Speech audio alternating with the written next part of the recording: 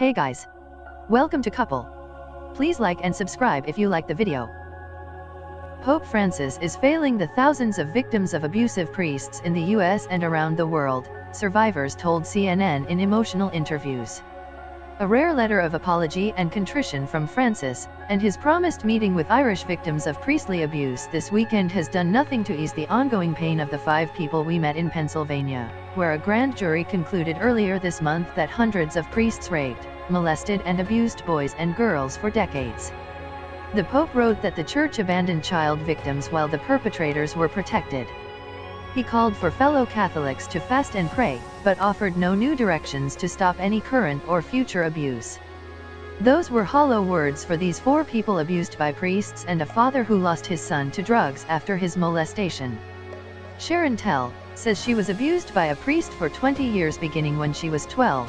He would later officiate at her wedding and baptize her 3 children. You need to clean up your act. You need to get your church in order.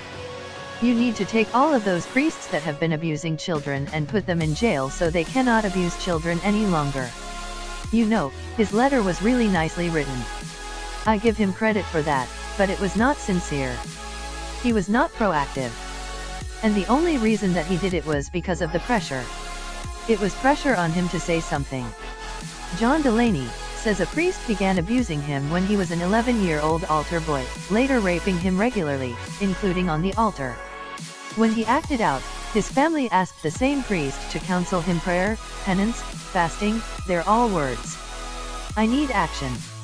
You know, you want to step up and take control of your church?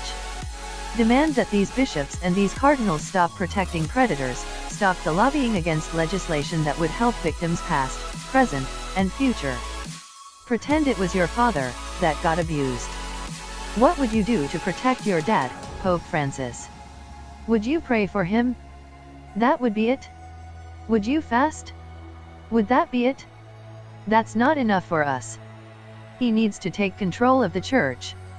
Jim Van Sickle stayed silent for 37 years after he says he was abused by a priest he called his spiritual mentor from the age of 16 to 18. I think the Pope needs to know that the Church speaks on exactly what you're supposed to do to repent and be prepared for the next life. I would just ask him to practice what they preach. Come to Pennsylvania and take these people out of ministry. Make an example out of them. Julianne Bortz says she was molested by her religion teacher when she was a high school freshman. When she complained to the church decades later, they investigated her. Stop the prayer and penance and skipping meals and fasting or whatever and start paying attention to the victims. Not the hand-picked victims that he has been and the other popes have all paid attention to.